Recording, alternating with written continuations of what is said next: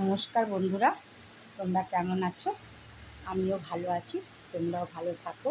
আজকে আবার একটা নতুন রেসিপি নিয়ে তোমাদের কাছে চলে এসেছি। দেখো আমি কীভাবে উচ্ছে আলু দিয়ে চিংড়ি মাছ দিয়ে কীভাবে উচ্ছে আর চচ্চড়ি করি, উচ্ছে করলা চচ্চড়ি করি। চলো তোমাদের কী কী উপকরণ নিয়েছি সেটা তোমাদের দেখাই। উচ্ছে আলু তরকারি চচ্চড়ি বা তরকারি যাই হোক বলো, উচ্ছে আলু করলা চচ্চড়ি বানানোর জন্য আমি নিয়েছি আলু। এরকমভাবে ঠিক উচ্ছেগুলো কাটতে হবে, আর এভাবে আলু কাটতে হবে। আর নিয়েছি পেঁয়াজ, কাঁচা লঙ্কা, আর নিয়েছি চিংড়ি মাছ, আর নুন হলুদ মাখাবো। আর এখানে নিয়েছি ধনে আর রাঁধুনি বাটা, এই নিয়েছি। এই দিয়ে আমি চচ্চড়িটা করবো। প্রথমেই আমি আলুটাকে ভেজে নেব।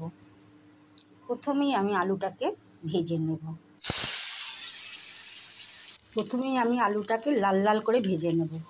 তারপরে উচ্ছেটা ভাজবো ও লাল লাল করে। আলুটা আমার লাল লাল করে ভাজা হয়ে গেছে, এবার এটা তুলে নেব। এবার আমি উচ্ছেগুলোকেও লাল লাল করে ভেজে নেব। আলু ভাজা হয়ে গেছে, এবার উচ্ছেগুলোকে লাল লাল করে ভেজে নেব। এইভাবে একবার করে খেয়ে দেখবে, মানে অন্য কিছু তরকারি আর লাগবে না, এই একটা তরকারিতেই তোমাদের ভাত খাওয়া হয়ে যাবে। এবারে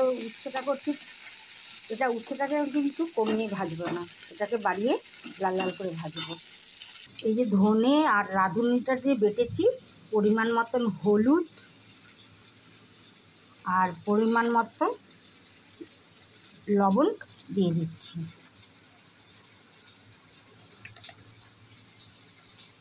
এরকমভাবে আরও একটু ভাজা হবে, আরও লাল লাল করবো। আর একটু লাল লাল করে ভেজে নিয়ে তারপরে ওটা সম্বাদ দেবো। আস্তে আস্তে দেখো কীরকম লাল লাল হয়ে আসছে না, এরকম লাল লাল করে ভাজতে হবে। দেখো বন্ধুরা কেমন লাল লাল হয়ে আসছে। এভাবে একবার উচ্ছে আলু আর চিংড়ি মাছ দিয়ে করে খেয়ে দেখবে, হাত চেটে ভাত খেতে হবে। এবং একটা খাবার দিয়ে মেনু দিয়ে সব ভাত খাওয়া যাবে। এই দেখো কেমন লাল লাল হয়ে আসছে। এবার আমি এটাকে এখন তুলে নেব।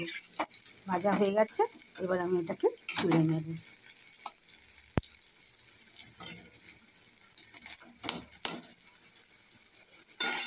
এবার এই কড়াইতে যে তেল আছে তার মধ্যে একটু কালো জিরে ফোড়ন দিয়ে দেবো। আর পেঁয়াজটা যে আমি কুচি কুচি করে কেটে রেখেছিলাম, পেঁয়াজটা আমি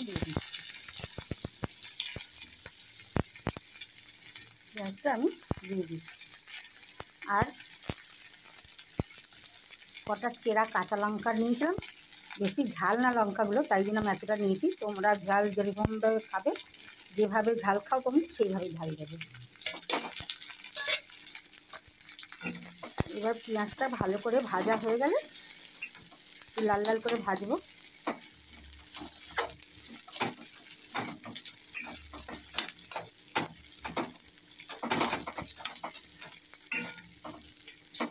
পেঁয়াজটা একটু লাল লাল হয়ে ভাজা হয়ে গেলে তারপর চিংড়ি মাছটা, এবার এর মধ্যে চিংড়ি মাছগুলো দিয়ে দেব।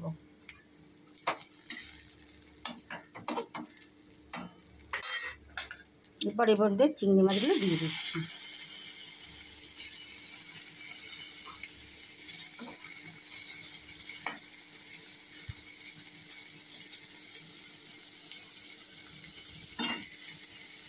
এর মধ্যে চিংড়ি মাছগুলো দিয়ে দিয়েছি। এবার চিংড়ি মাছ, পেঁয়াজ আর লঙ্কা এগুলোকে একটু ভালো করে, বেশি ভাজবো না, অল্পই ভাজবো, হালকা হালকা করে ভেজে মশলাটা অ্যাড করবো।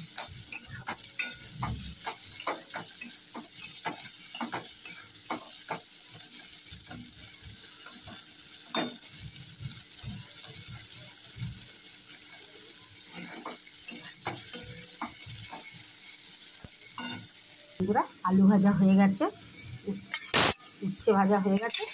এবার এখানে মশলাটা দিয়ে দেবো।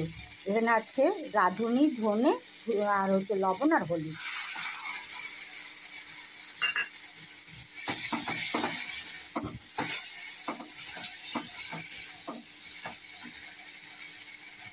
বন্ধুরা মশলাটা ভাজা ভাজা হয়ে গেছে, এবার আমি আলু আর উচ্ছেটা দিয়ে দেবো। আলু আর উচ্ছেটা দিয়ে একটু নাড়াচাড়া করে অল্প সামান্য জল দেবো।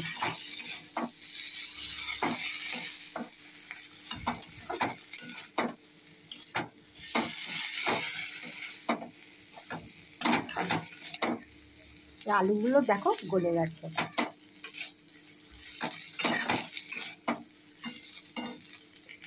ভাজা ভাজা সব মশলার সঙ্গে উচ্ছে আলু মশলাটাকে সব কিছু কষিয়ে নিয়েছি। এবার উচ্ছে আলু চিংড়ি পেঁয়াজ সব কিছু একসঙ্গে কষিয়ে নেওয়ার পরে আমি এখানে অল্প একটু জল দেব।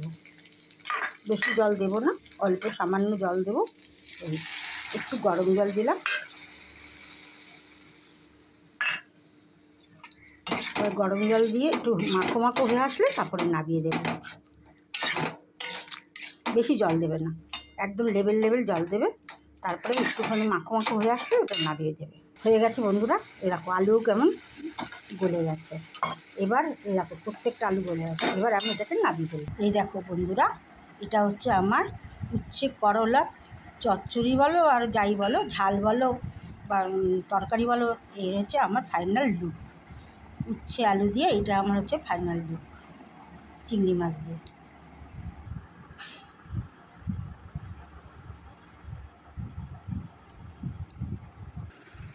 দেখো বন্ধুরা, এটা হচ্ছে আমার ফাইনাল লুক। টিপে দিয়েছো? দাঁড়াও, আমার দিকে তাকা। এই দেখো ফাইনাল লুক কেমন হয়েছে বলবে বন্ধুরা। ভালো হয়েছে তো?